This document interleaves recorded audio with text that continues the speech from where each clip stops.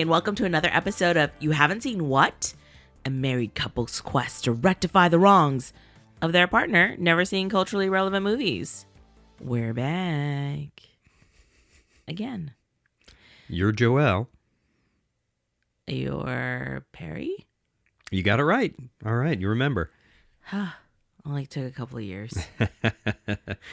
Well, and here we are continuing our Coquito countdown.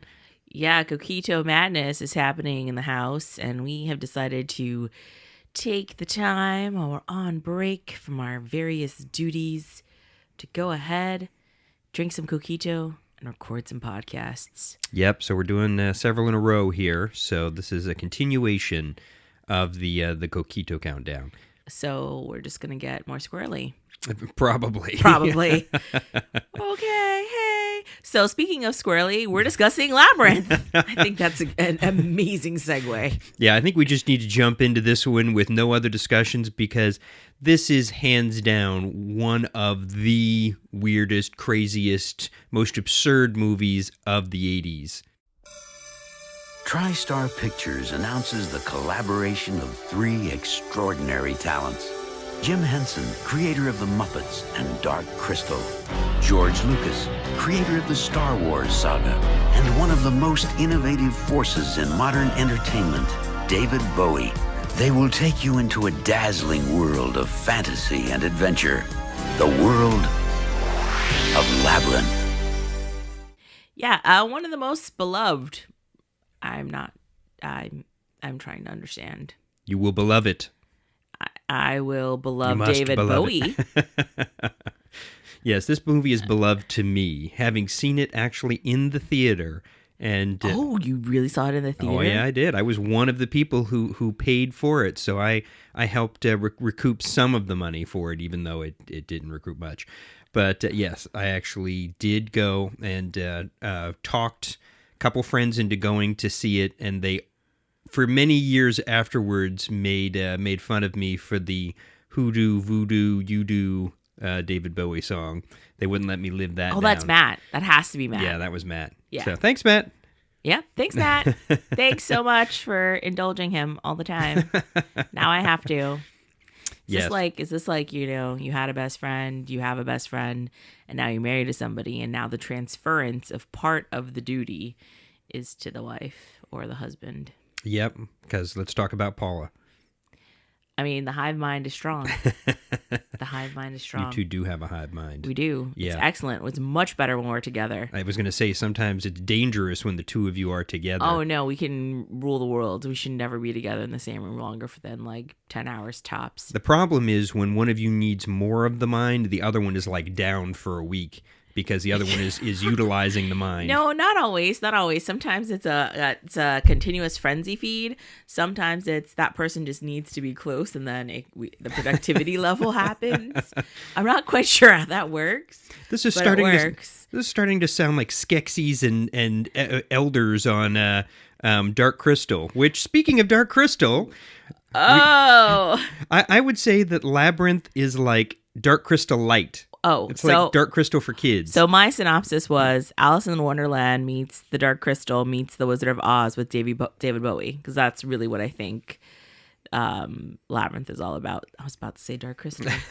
Shit. Well, because it is very similar. It's kind of like he went, okay, people really didn't buy Dark Crystal. It was a little too much. It was a little too dark. It was a little too complicated. Let's make a more fun version and see how people like it now.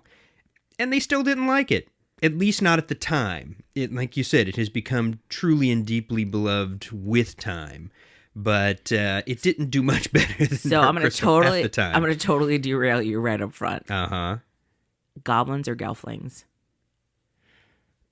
I don't know. Gelfling girls have wings, so, that's hard to beat. Yeah, I think it's gelflings all the way. It's very funny when I put the two together. The only thing that beats out for me, and maybe I'm doing. Oh, do you want to give your synopsis? This is what it feels like. This is what it feels like when the other person hijacks the entire show and wants to talk about something not in the order to which you prepared. I think this is the Coquito talking. This is not the Coquito talking. I am sober and I'm able to hijack the show perfectly fine.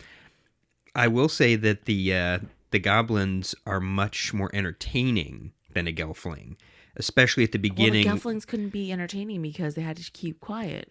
Yeah. Except for when they're singing in the goddamn boat. They were an endangered species. Exactly. Who endangered themselves further. Exactly, by being singing dumb. in the goddamn boat. But the goblins are especially funny at the beginning when they're like, what? That's not what the magic words are. You didn't even say I wish. You know, Okay. they do provide a lot of comic relief. It's very Fraggle Rock-esque. You're right. It is very Fraggle to a Rock. certain extent. However, I will have to say that if I had to pick, well, we can wrap it up. I'll let you do your synopsis because you're giving me the freaking look already. I'm not. I'm just listening. You're giving me the look like, oh my God, why would you let me see my synopsis? This is how it feels, Parry. This is how it feels. I was just listening This is patiently, how it feels. waiting for my moment. Go ahead. The floor is yours. Have your moment. Patiently listening. Well, I was going to say that, my synopsis is always be careful what you wish for, unless you can wish for Bowie. Then always wish for Bowie. Oh, boy. No, actually, it's... What? Oh, my God, really? Jesus. Let's see. A young girl with a need to escape her reality must embark on a dangerous quest through the labyrinth to rescue her baby brother when he's kidnapped at her own request. I don't feel like she needs to escape reality if her baby brother was kidnapped. Well, I was saying at the beginning, she obviously needs to escape reality as she's playing out her fantasies, and given the recent divorce and the way she feels about her stepmother and all the things in her room that are connected into the movie, she definitely has a vivid imagination and likes her escapism. Okay.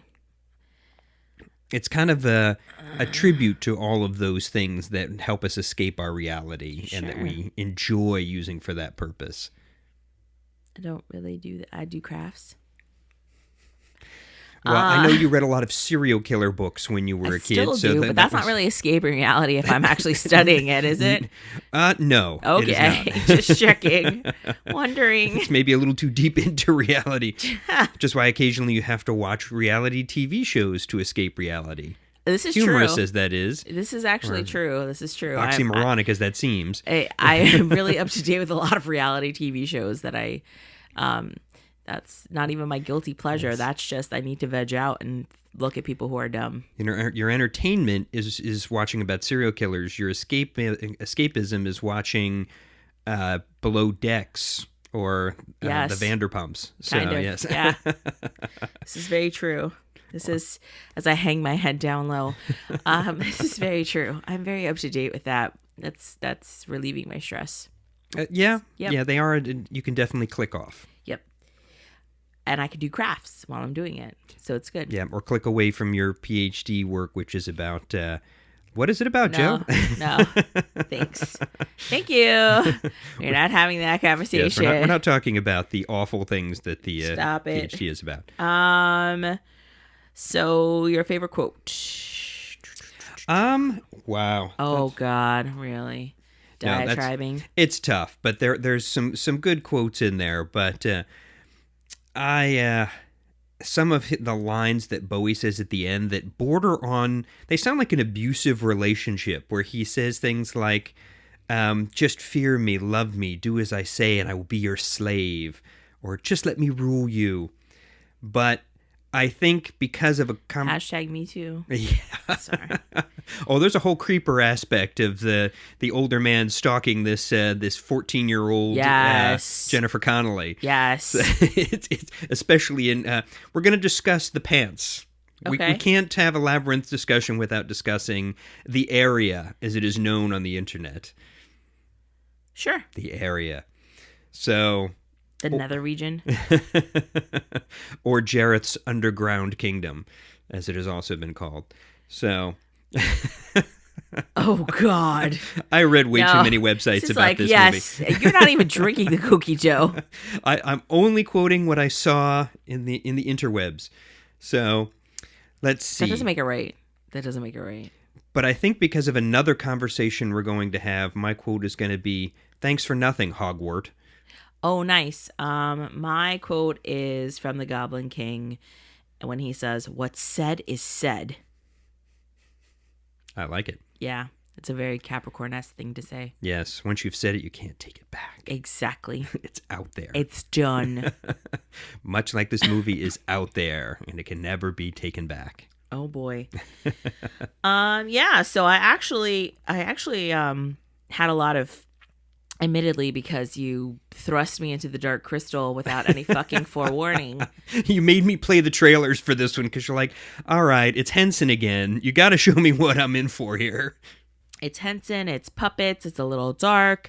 I was like, okay, Bowie, not bad, but I admit I had a lot of trepidation and anticipation watching this movie. And it's definitely Dark Crystal Light. Not to be confused with the drink. Not to be confused with the drink. Although maybe they were drinking a lot of crystal. Wink, wink. Because I think crystals might have been involved here. Crystals and shrooms and acid tabs.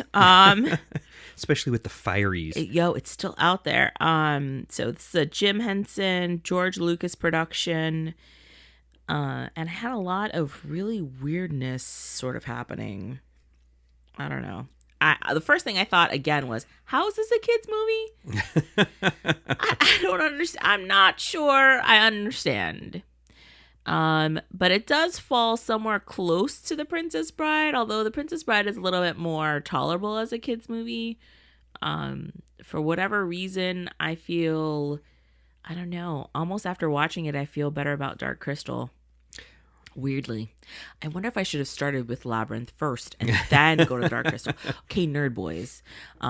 Sorry. Or geeky guys or geeky gals who have non-geeky people as their significant others, or slightly geeky people but have yet to see Labyrinth and or the Dark Crystal. Start with Labyrinth first. Think that's almost better. Then go to Dark Crystal. Even though they were made in the reverse order. Correct. Start with Labyrinth first, then go to Dark Crystal. And if you really want to take it a step ahead, start with Fraggle Rock first, then Labyrinth, then Dark Crystal. The way you could kind of describe it as, if you're trying to explain it to someone, it's kind of like David Bowie was guest starring on an alternate reality version of The Muppet Show. No. Meet the Feebles and David Bowie together. Here's the problem, though. If you show The Muppet Show is just really lighthearted and fun. And Fraggle Rock, I think at some point they thought they were going to get discovered, right? Yeah. So like there's this element of fear. So it's a little bit darker than The Muppets. So did they strike first and kill all the humans who might discover them? Oh, God. Have you ever seen Fraggle Rock? A couple of episodes. Then you obviously know that that's not what they do. No, I saw a number of them. Damn gaslighting. Bullshit. So then it makes much more of a progression into the darkness versus doing it the opposite way, which is what we did.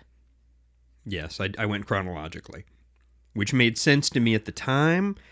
But you're right that if you like Labyrinth, then maybe you can like Dark Crystal. So yeah. Which, speaking of, there is actually sequels to them all coming out now. Oh, gosh. Yes, we all know about the Dark Crystal Age of Resistance prequel, but now that's is going to be made, all of a sudden on Brian Henson's, he's on IMDb connected to Henson. Brian Henson is... the power Brian Henson is Jim Henson's son. Yes. The power of the Dark Crystal is now listed as having been announced. And Labyrinth, apparently there is going to be a direct sequel coming out that's been announced as well, where a princess is searching for her father. Yeah, but how do you do that without Bowie? It said that the quest to cast the Goblin King is on. Bad idea. Bad idea. He cannot be recast or replaced. Why can't we CGI him? Well, there's a whole lot of issues about using people's likeness, their digital likeness, both with estates, and if there was nothing prepared before their death in terms of using that likeness, they may not be able to. Or I wonder, his estate should probably be okay with it, though, because he was so excited to do this film in general. Although he was not necessarily pleased with the result. I think he eventually said, yeah, maybe the costume was not appropriate for the age group we were aiming this at. Well, the moms had to have something to look at. You'd think maybe at the time he would have been like, maybe this is slightly problematic. I mean, have you seen the costumes that he wears? I don't really feel like... Well, and that's what Froud, the visual director, who of course worked on Dark Crystal as well.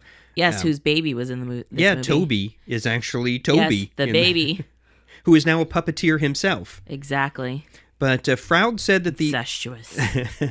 that was an intentional costume choice because, first of all, Bowie the Goblin King was meant to represent sort of this rock starish personality in what an adolescent girl would be sort of attracted and repulsed by at the same time, supposedly, is kind of like he's scary, but he's sort of alluring, and she's sort of at a point of sexual awakening, and there was all this, like, you just kind of look at Froud like, I don't know what you're really thinking with this when you're talking about it, but... And then they're dancing closely together. Yes, in pants that, not only are tight, but they're obviously... revealing. Yeah, and I think, I'm not saying, I don't know about David Bowie's... I'm sure he wore codpiece. We hope. I'm not even going to speculate. Or not. But... Okay, I don't want to say any other words. Because the words that might not come out or might not. Can't reel it back in. If you've never seen it, I don't know how you've never seen it, Joelle, but... Are you fucking kidding me? We have a whole podcast called You Haven't Seen What? Because we both haven't seen things. Parry. So if you haven't seen it, you can even just look for pictures online and you will see what we're talking about in terms of the... David Bowie's bulge. Because there's some pretty amazing costumes otherwise.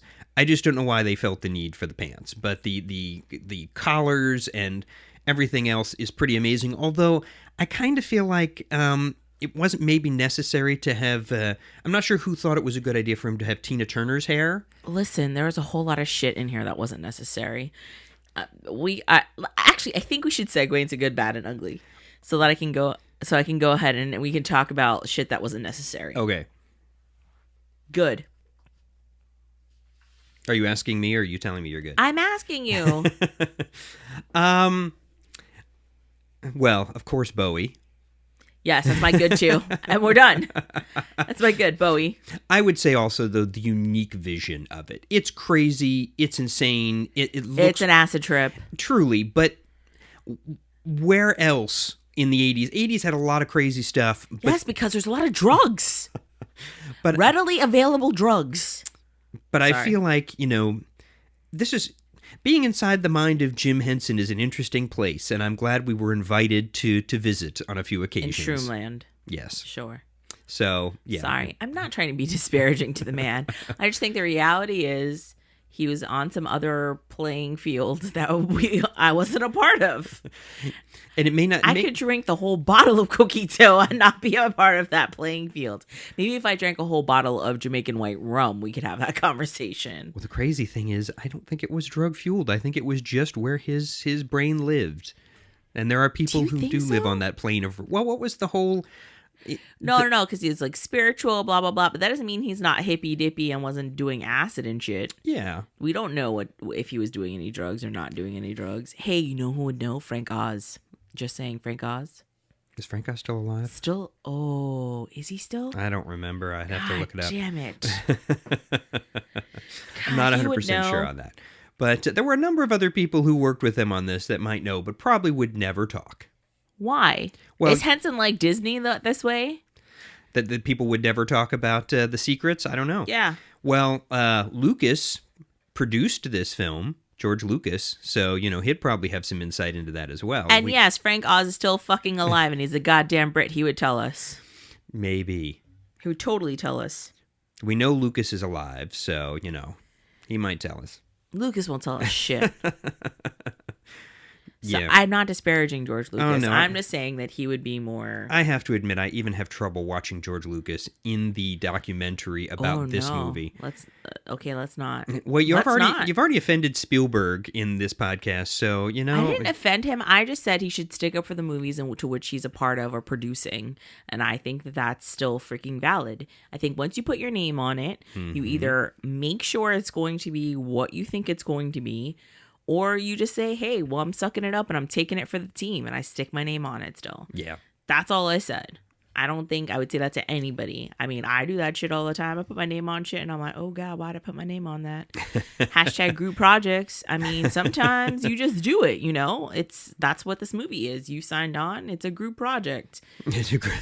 So you either make sure it gets done right, or you're the slacker in the back and your name is on it at the end. Mm-hmm. Group projects. Yeah, that's why group projects always suck at school. I mean, sometimes they do. Sometimes you have to learn how to take a back seat and let it just fail all by itself and epically implode. But my name's still on it. My name was still on it. Yes. Oh yeah, bad. Speaking of bad things. We've already talked about that. The Underground Kingdom was probably a bad idea. We did? Because the Underground Kingdom being Bowie's area. Oh, his area. Yeah, being is that... I was like, there is an Underground Kingdom, but it's not his area that I was talking about. Is that it was... that was far too distracting from everything else, even for Bowie fans. Now, that may just be because I'm a heterosexual male. I have no problem with it. Maybe it's because I watch a lot of dance movies. Maybe. It just looks like ballet oh, pants, you know? Yeah, it just looks like tights, dude. I think it was just in the context of what it was. You're just like we saw the bulge in Chorus Line. You weren't worried because it was all adults, but now because it's next to a child. And as a kid, you know, you go to see the Nutcracker, and well, maybe the name is a little too on the nose, but or on something else. But yeah, I felt like that was just. It's become such a discussion point over time that it distracts from other things in the film that are good. You guys.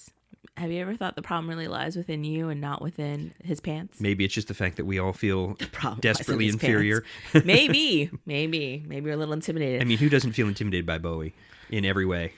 Why would you? I mean, he's brilliant. Yes, that's the intimidation, not scared. Oh, no, but I think that's the most amazing part. I think that's why you do talk to him, is because he's amazing. Or I would definitely talk to Bowie. Yeah, I think he's definitely on my top 5 people, dead or alive, that I'd want at my table. I mean, yeah, we'd need a seance to talk to him at this point. But no, like, you know, God, play along. Dead or alive, who would you want to go ahead and be at your table? Would totally be on the list, absolutely. Who else would be on your list?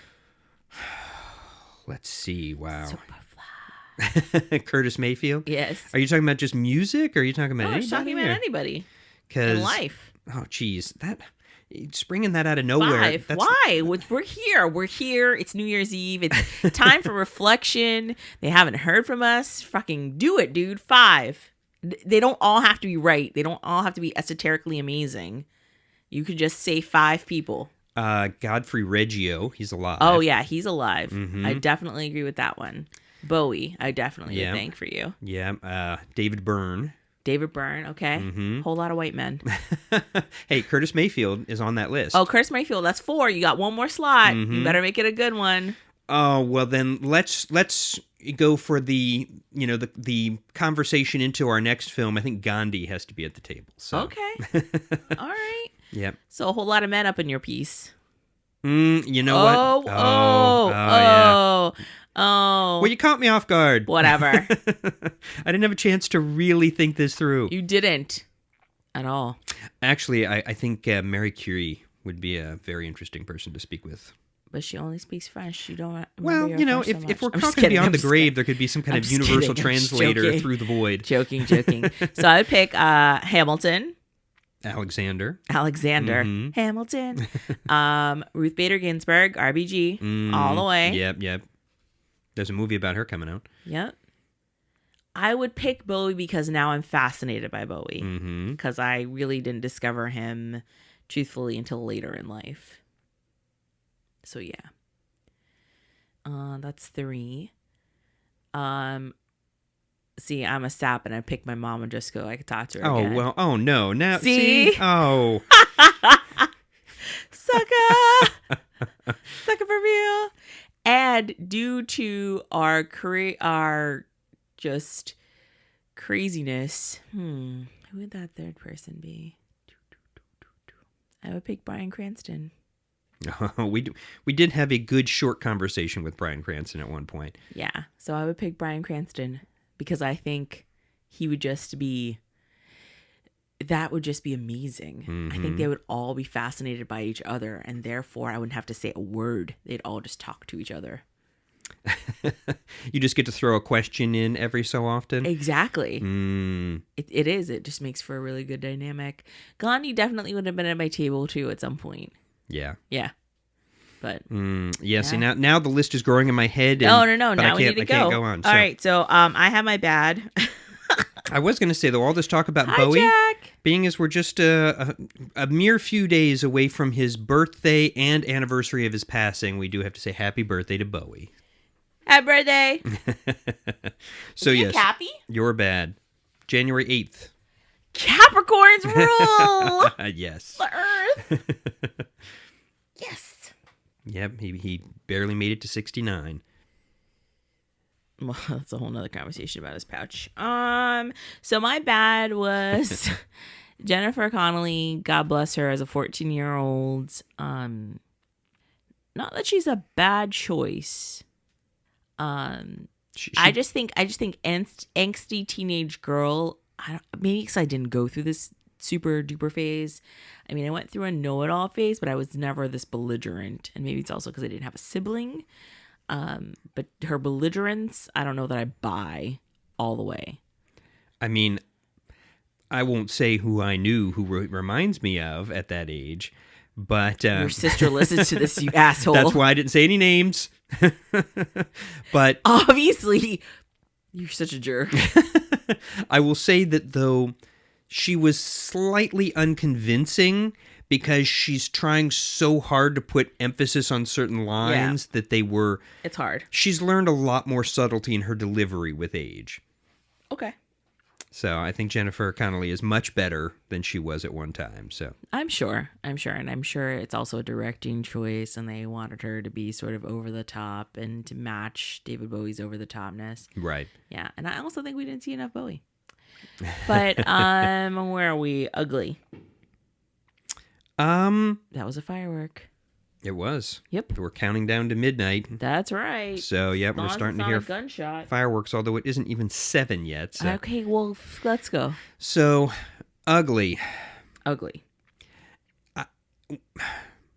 Whether or not others would find this true and maybe think I am seeing something that isn't there. Uh-oh.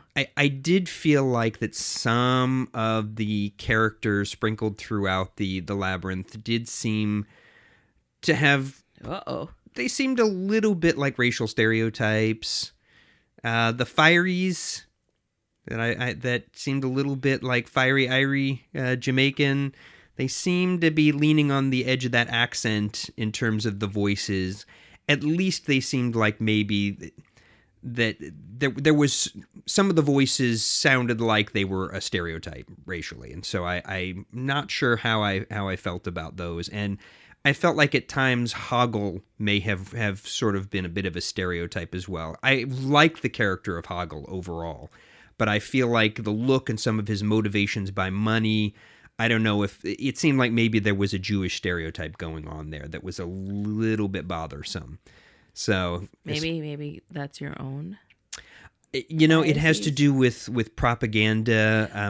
Media literacy. Yeah, yes. Propaganda that I've looked at, especially from Nazi era and things like that. So there were some things about it that were a little bit problematic in terms of his look and some of the things that he went all deep. was all about. So yeah, I don't know. And there were a couple of Asian seeming stereotypes in some of the goblins and their line delivery that seemed also a little problematic, but it was very minor. And so, like I said, I may just have been seeing too much of something that most would not pick up on. Okay. There was nothing as glaring as a Jar Jar in there. Nope. The Fireys were about as close as it came, so. Dude, the Fireys, what the fuck? They're my ugly in general. What the hell? I couldn't understand what the shit they were saying. I don't even get it. Well, you looked up the lyrics. I looked up the lyrics. Hold on. And Bowie wrote the song for the Fireys. I didn't know that. Bowie wrote the song for the Fireys, and it's called Chilly Down. And the lyrics are, I'm going to say them all, because when the sun goes down, and then they repeat when the sun goes down, and the bats are back to bed, the brothers come around, I get out of my dirty bed, I shake my pretty little head, tap my pretty little feet, feeling brighter than sunlight, louder than thunder, bouncing like a yo-yo. Whoa. Don't got no problems, ain't got no suitcase, ain't got no clothes to worry about, ain't got no real estate or jewelry or gold mines to hang me up. I just throw in my hand with the chillest bunch in the land. They don't look much. They sure chilly. They positively glow, ha. Oh. Chilly down with the fire gang. Think small with the fire gang. It's the only way. Bad hep with the fire gang. A smile away keeps the doctor away. When your things gets wild, chilly down with the fire gang. Hey, I'm a wild child. Act tall with the fire gang. Woo, walk tall. Good times, bad food, yeah. When your things get wild, chilly down. Drive you crazy, real lazy, eye rolling, funky strolling, ball playing, hip swaying, trouble making, booty shaking, tripping, passing, jumping, bouncing, driving, styling, creeping, pouncing, shouting, screaming, double dealing, rockin', rollin', and a reeling. With the mackin' sex appealing, can you dig our groovy feeling? It does kind of sound like a reggae song. So when things get too tough and your chin is dragging on the ground and even down looks up, bad luck, heh, we can show you a good time. We don't charge nothing. Just strut your nasty stuff. Wiggle in the middle, yeah. Get the town talking, fire gang. Chilly down with the fire gang. Think small with the fire gang. Bad hep with the fire gang. Hey, listen up. When your things get wild, chilly down. Sounds like they might have been doing some bad hep. Can we talk about this? Can we talk about this? Well, Bowie did. Is this like the Bowie's version of Don't Worry, Be Happy? Is this what the shit was happening? He did hit some low points in the 80s. That might have been one of them. I wouldn't even begin to decipher. That's the kind of thing like you give the lyrics to a psychiatrist and see if they think the person is insane. The best part that was the middle, right? So the drive you crazy, real lazy, eye rolling, fucking strolling, ball popping, hip swaying, trouble making, booty shaking, tripping, passing, jumping, bouncing, driving, styling, creeping, pouncing, shouting, screaming, double dealing, rock rolling, and a reeling with the mac and sex appealing. Can you dig our groovy feeling?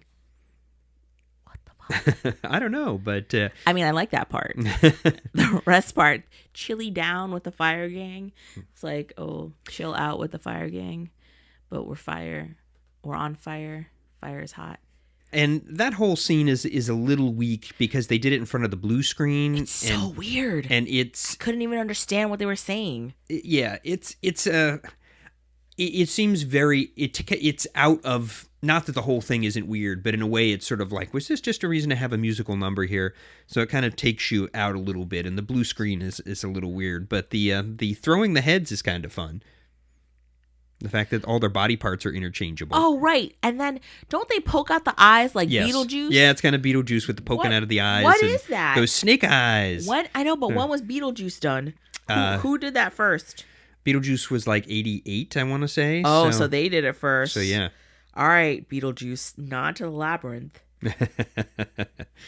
So, as we're finding in doing this podcast, a lot of things borrow from other things. Oh, yeah. We'll talk about that with cultural impact later. Yes. So production notes with Parry. Hey. Oh, are we already there? Yeah. Oh, there's so many other good things to talk about with this. Oh, but I mean, we can talk about them interspersed. Well, let's see. I think one of the interesting things is, of course, in watching it, it's really hard to picture anyone else playing the role except for Bowie, but others were considered at one point. Oh, yeah. He was going to be just another Muppet. But then when they decided on a human, they decided, okay, let's have like a rock star because it seems like this is appropriate. Like Michael Jackson or Sting or Prince. Yes, those were all possibilities. Or Mick Jagger. And Sting was one that Sting would have been good. I think and Sting we know can act, and he's done a number of other creepy roles. He would have said no to those pants. He might have wanted to wear his striped shirt where he got the name Sting, though. So okay, but it was Henson's kids that actually pushed him and Bowie. said Bowie will be a more lasting. His staying power as an artist will be greater. Oh yeah, because those other ones don't mean anything, right? Oh yeah, Prince. Yeah, interesting. So I think all of them could have been interesting in their own way. I think about my dinner.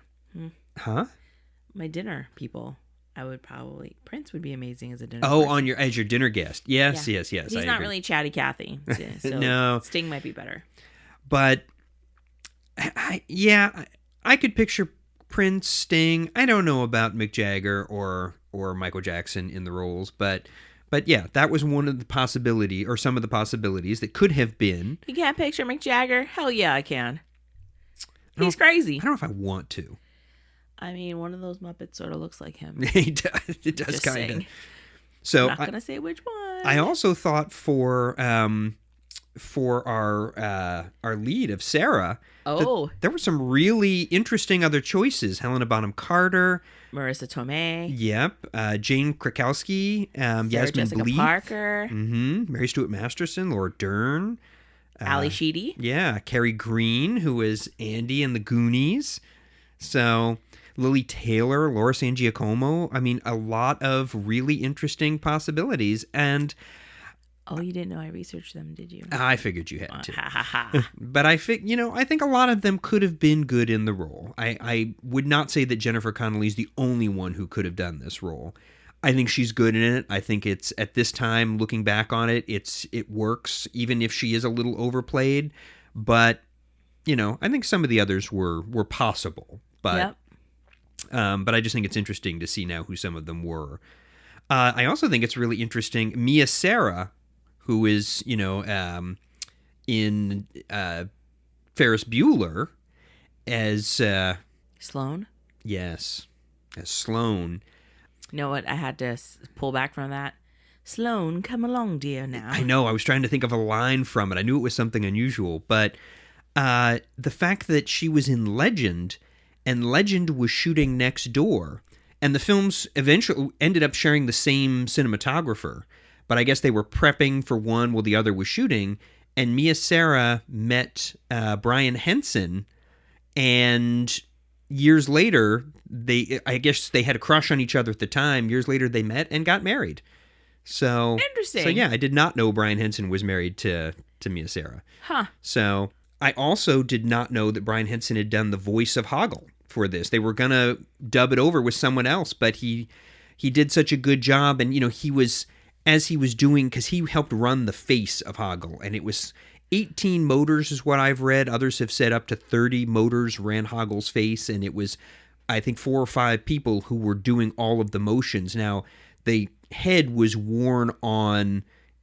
Sherry Weiser. Yes, she wore it on her body, but she didn't do any of the facial expressions. Those were all puppeteers running different apparatus that controlled the face, and one of them was Brian Henson, and he also was doing the voices. They went along and just decided, hey, you did a great job. Let's just go ahead and keep your voice as Hoggle. I also thought that I did not know that Terry Jones from Monty Python had written the script. Apparently, Froud, when they were watching Dark Crystal, had this vision of a baby surrounded by goblins. Of course he would have a vision like that. And he told Henson about it, and Henson was like, And so kind of wrote up an idea and then gave it to Terry Jones, thinking that, hey, his unique sense of humor maybe he could create something really interesting out of that, and he did. But then there were like 25 other drafts of it that were written, and it came back around to him because a lot of the humor had been lost along the way, and so he did the final punch up on the script, and he's given full credit, even though it was a lot of different ideas from different writers. Pretty much everything up to the worm is his, from what I've read. And then after that, it's a bunch of different combinations, but he punched up the humor in that last draft of it. So he said he didn't feel real close to the final version, but he still got full credit for it. So, and he and Henson did some other work together afterwards. I thought this was cool. Gates McFadden, who went by the name Cheryl McFadden at the time, she played Dr. Beverly Crusher on Star Trek The Next Generation for 6 of the 7 seasons, and in all the films that were connected to Next Generation, and she was one of the choreographers for this film and did a lot of work closely with Jennifer Connelly. And in fact, she's in the special features on the DVD talking about the movie, and she is one of the dancers in the ballroom scene.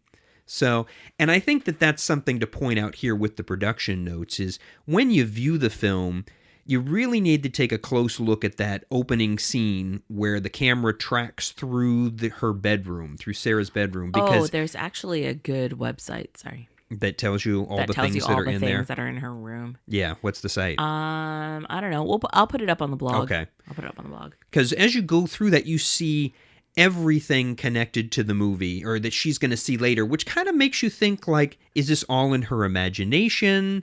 Although at the end, they kind of show you that it wasn't, but they do hint at that. And to things I did not notice when I watched this as a kid are that there's a scrapbook and a picture, like a promo picture on her mirror, because her mother is an actress, and I thought her mother had died. But apparently she and the father had gotten divorced because she ran off with one of her co-stars, who is David Bowie in the pictures. And supposedly he's the one who gave her the music box that is with the ball gown? Yes, and that was supposed to be a gift from her mother's boyfriend. And so lots of little things like that I did not know in watching it the first time and in doing some research. And I owned the novelization of it. And so I would have read some of these details, but I just didn't remember. But that novelization, I still have it somewhere in storage. So. Okay. But which has a lot more details about the film.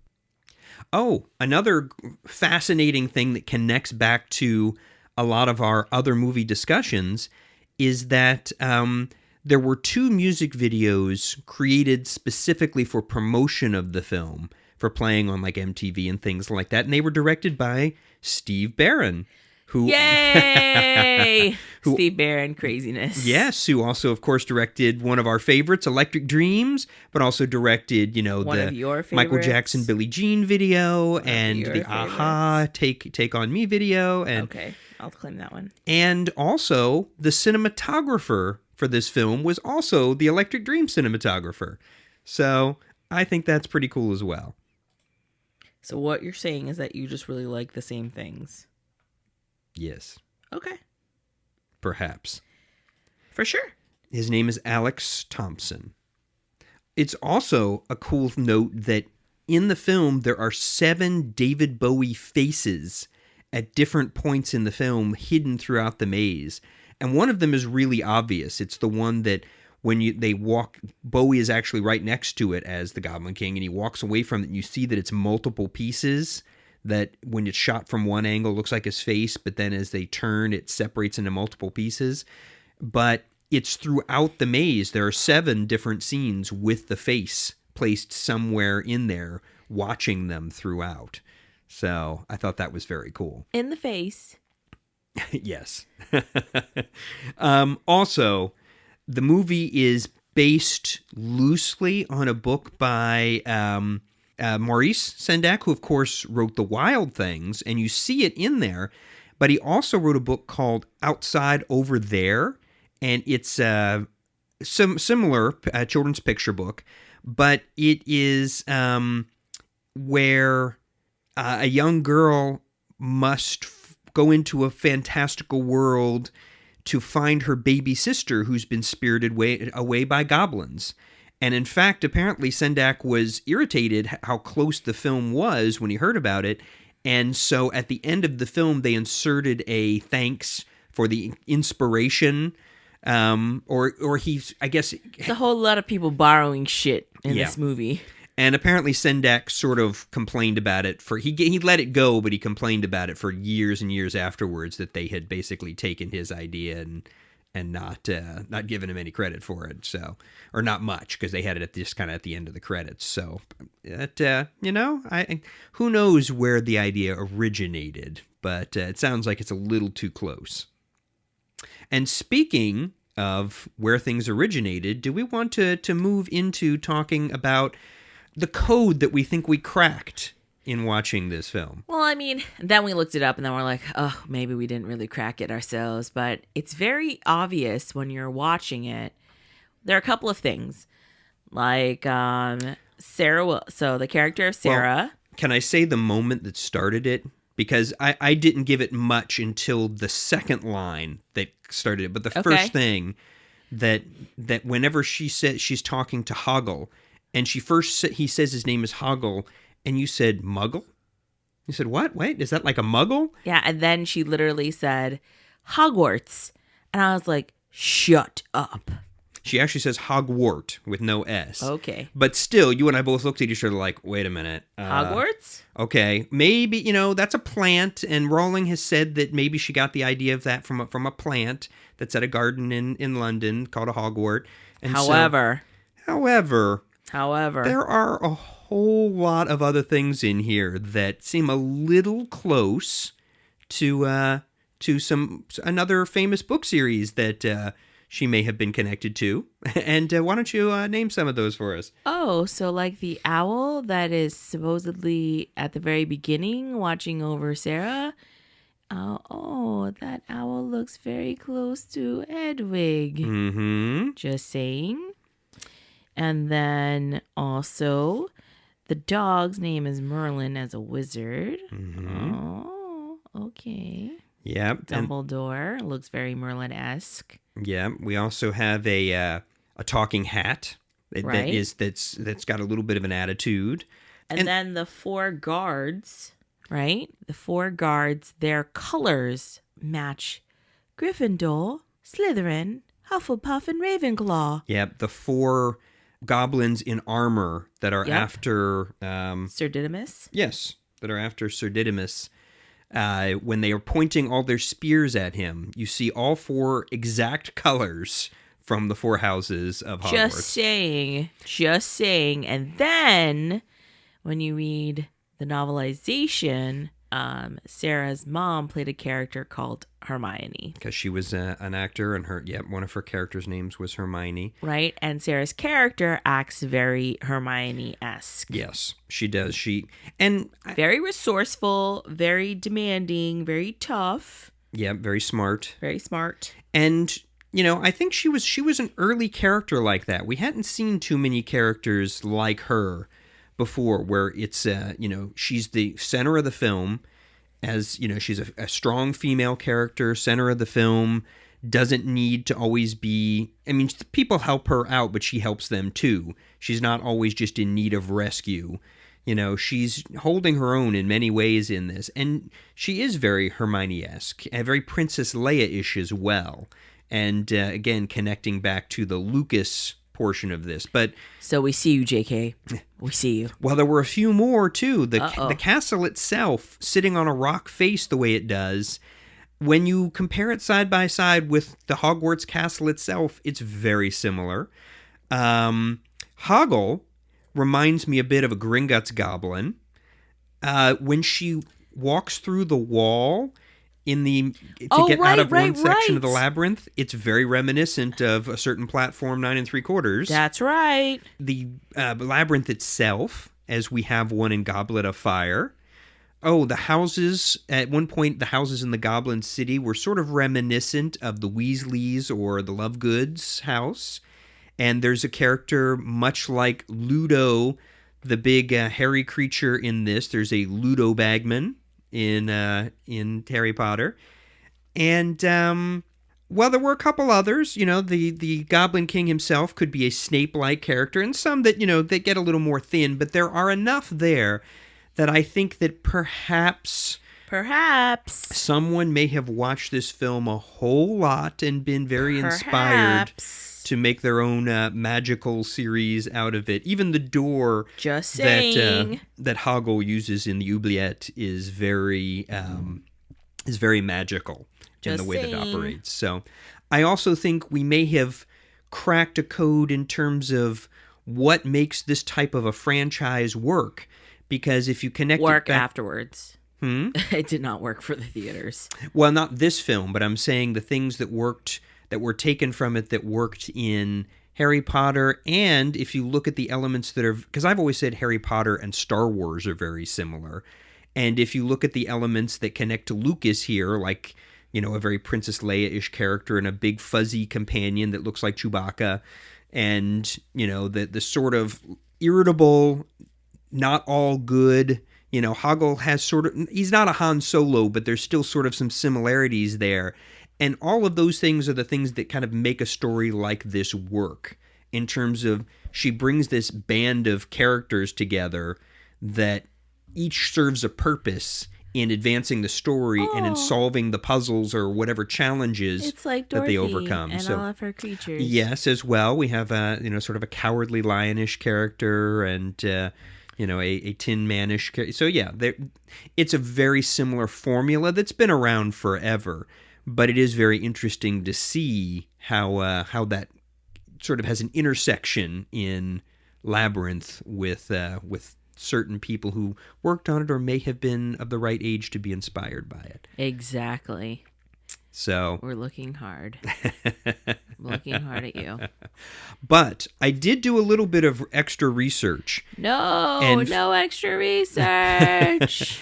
And found out that Hogwarts actually, though, may be a reference to a Latin play called The Hogwarts by Marcus Molesworthus. And there was a later series of books about, there's been a lot of British school stories, and one of them is has a character named Molesworth, and it's written by Geoffrey Willens and illustrated by Ronald Searle, and that he performs the play The Hogwarts, apparently, this character, and there's a lot of similarities in the books, apparently, so that would have been something that she would have read and probably sort of base some of the structure on as well. I don't think she saw The Labyrinth with David Bowie. Of course she did. Of course she did. Yes, absolutely. Just saying. Unfucking doubtedly she saw it. Exactly. So, don't know what you're saying right now. and who wouldn't want to create their own Bowie-esque sort of a film? Although I wouldn't say there's anything like a Bowie. No, there's not. But on to soundtrack smashes. Yeah, speaking of Bowie.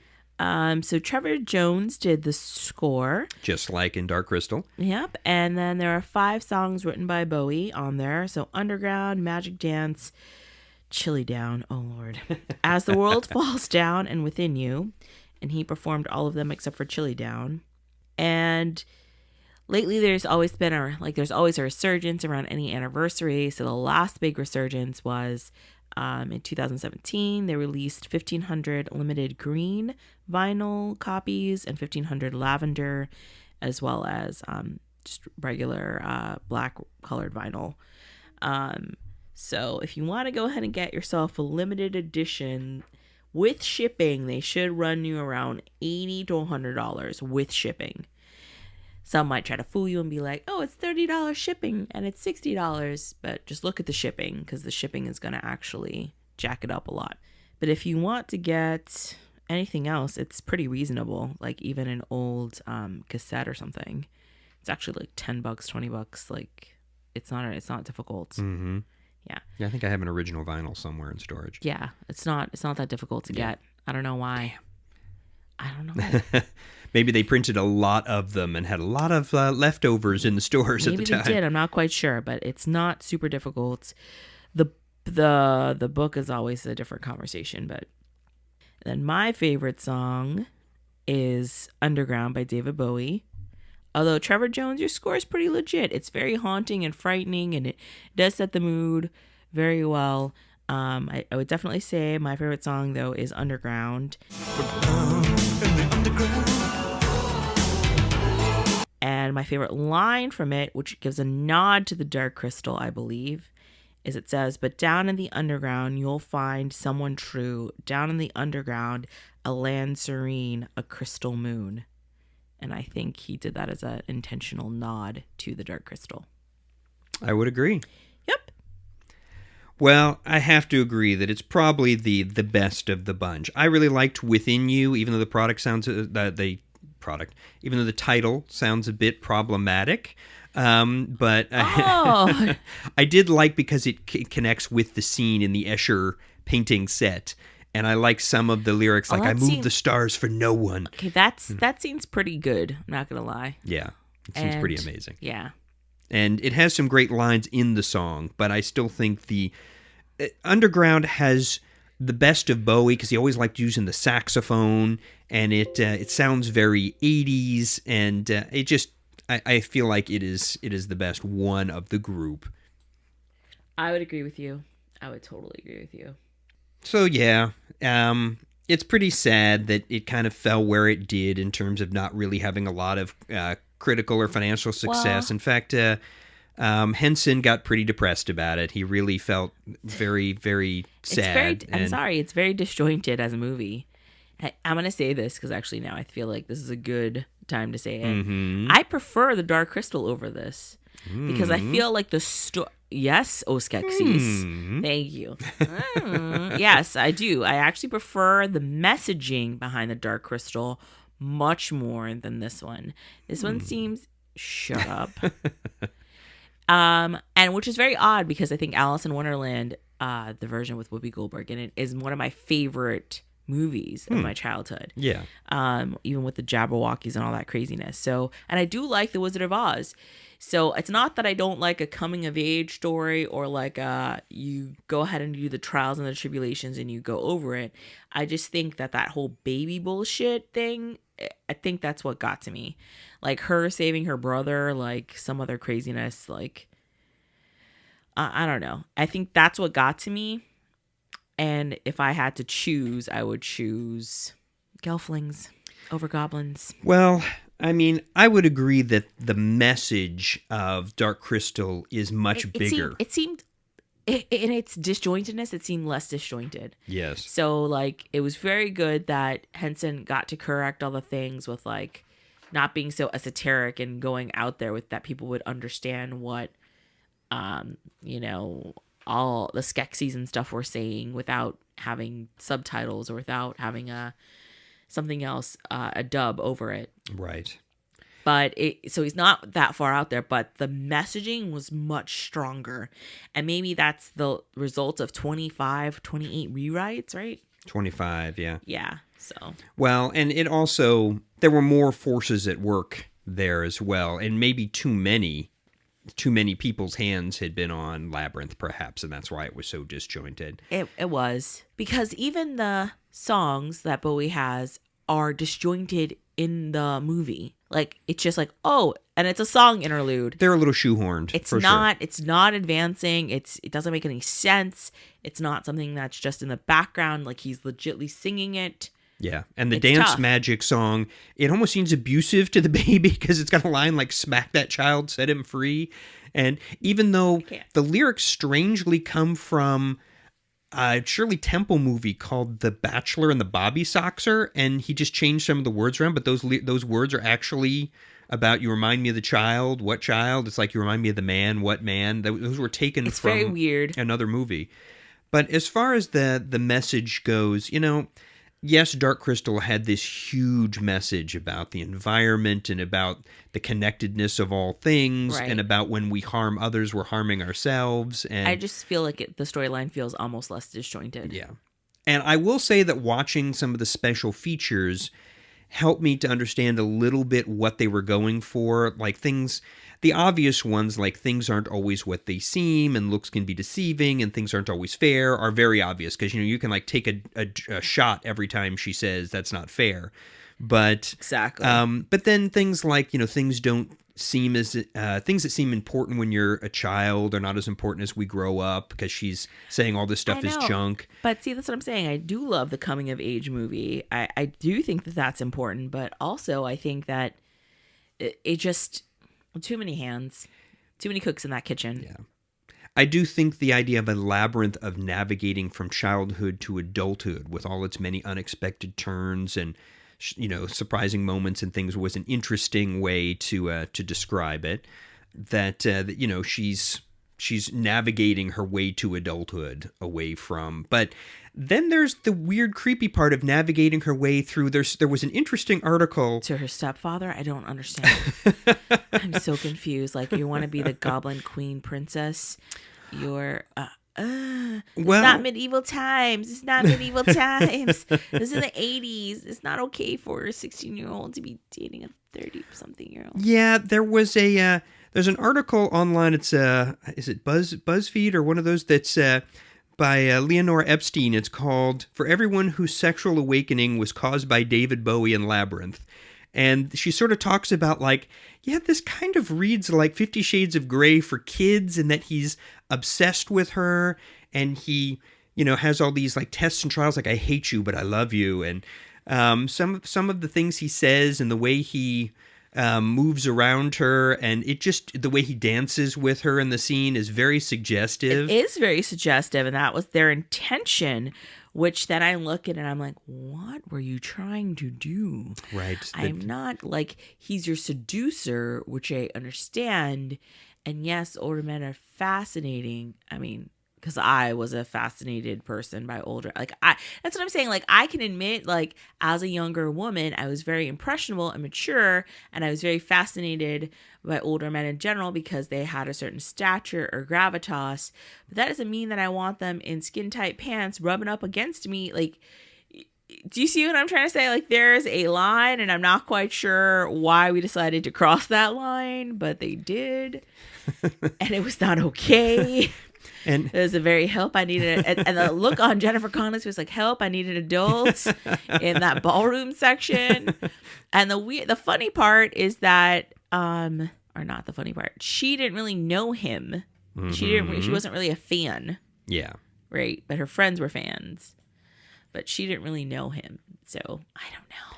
Well, the whole thing is fucking weird. Well, also, when you really think about it, him with the crystals, the spinning crystals. Oh yeah, he wasn't doing it. It kind of seems like, the older guy at the Ren Fair who can really impress the younger girls by doing the spinning crystal thing. It just seems so, adult and impressive that they seem exotic and interesting. But the funny part with that is that Bowie was not doing those crystal tricks. That was actually the choreographer, Michael Motion, who would put his arms under the armpits and do that. But it just looks like something that a really creepy guy, and I'm not saying Ren Fair guys are creepy. I just was using that as the example of where you see a lot of that crystal. Aren't you? I am not. But I am saying that it seems, whether it's at the beach or at a rave or whatever, it seems like the guy who's doing don't do raves anymore. Well, whatever you call it now, but whether it's the crystals or the glow sticks on the end of the strings that they're spinning around, that's supposed to be so impressive. Yes, it's their one-trick pony that they've now held onto, and it looks like a creepy serial killer pedophile. And I study a lot of them. That's so what that scene kind of looked like, was the It people who does. think that those crystals are really a real turn on for women. So yeah. So, I mean, this is a good point to say, why did you show me this movie then? Bowie. Okay. I mean, I'll take that. I'll take that. I think that there's a lot of reasons. I think one, because you had seen Dark Crystal and had such a visceral reaction to it. Although you came to appreciate a lot of what it was about and its uniqueness and that took me months. Yes. And talking to people. And I think that, at the time I explained, well, Labyrinth is a similar idea, but taken from a much different approach, though they share that common thread and genetic puppets. Material. It is a very different movie in many ways, and that you might actually enjoy it more. Also because it is one of those movies that, it again, they just don't make them like this anymore, and maybe that's a good thing in some ways. That's a good thing. That is a good thing. But it also really stands out to me in terms of there's a lot of movies of the 80s that are interesting and different and unusual and weird. But this one, to me, stands out. And it always has in my mind, especially, again, not just the weirdness, but the extraordinary craft work that went into it of the costumes, much like Dark Crystal. The sets in this one, to me, are even more impressive than Dark Crystal. That Escher set at the end still holds up really, really well and still blows me away. Yeah. That one's pretty outstanding. And I think that even some of the weirdness was definitely intentional, but I don't know. I'm sure it was intentional. That doesn't mean that it's right. I don't understand what you don't understand. Yeah, and I don't know if we needed a pissing puppet in there either. When the first thing we see of Hoggle is him peeing into a pond or a fountain or something. That's right. And things like the Bowie hair, fascinating as it was, or the Jareth hair. Not only was it a little too Tina Turner, it was also maybe like Wrath of Khan, the Ricardo Montalban hair. Oh, wow. I think we should wrap this up soon. Or maybe the guy who sang the Never Ending Story song, what was his name? Limahl? Oh, my gosh. He had the same kind of hair. So, yeah, that might have been a bit much as well. So, is that really what you're ending it on? So big takeaways from the Labyrinth. Besides JK. Got a lot of her stuff. Drugs are bad. Okay. And on that coquito note. No, what I would say is the lesson, the takeaway and the lesson for people to learn from it is that if you have the clout, make your movie, but you can't make people go see it. And over time, it may gain popularity as a cult classic. When the kids are old enough to do drugs themselves. Maybe so. But I think that's the thing, is that a lot of directors who get to a certain point and have a certain amount of clout, they will make the movie they want to make. And not everyone is going to understand it or accept it. And that may be really hard for that person. You know, it was hard for Henson. I'm sure there was a point where Kubrick, you know, he had gotten so inside his head that I'm not sure if he understood what people didn't understand about his films at a later point. You know, Lucas is one as well, who there's just no one to say, maybe don't do that. And, you know, we see what happens there. So my point is that this comes right back around, actually. Mm-hmm. You should always keep in touch with your childhood best friend, because they're the people who are going to tell you that you're watching some crazy ass shit. Just like Matt did to you. Look, Matt sat right there through all of Mac and Me, just like I did. And he probably told you that was some crazy ass shit. Well, I even said that was some crazy ass shit. I haven't seen it. I don't even need to know that. But yeah, see? And then your best friend will always tell you whatever you're doing or watching is some crazy ass shit. Yes. That's the moral of the story. Hey, and you know, that's not always so bad. That is not bad. We all need some crazy ass shit in our lives. And we need the people who can stop it. And on that note... balance it, I would say. Balance it. Okay, fine. Fine. Thank you so much for listening to us babble through another episode of our podcast. You haven't seen what? Please rate, review, and subscribe to our podcast if you like it. If you don't like it, please don't do either. Any of it. But you might want to check out our website, especially since you listened to the Labyrinth episode. We'll go ahead and we'll have some tidbits on there for you. We'll do the link to the diagram of the room that shows you all the cute little tidbits and all that stuff too. And maybe even put a trailer or two up there. And then check out our social media, Instagram, Facebook, Twitter at You Haven't Seen What Movie. And drop us a line. Let us know what you think or what you don't think. Or don't send any death threats. Or threatening letters or cease and desists. Thanks. We're poor. But appreciate you. So remember.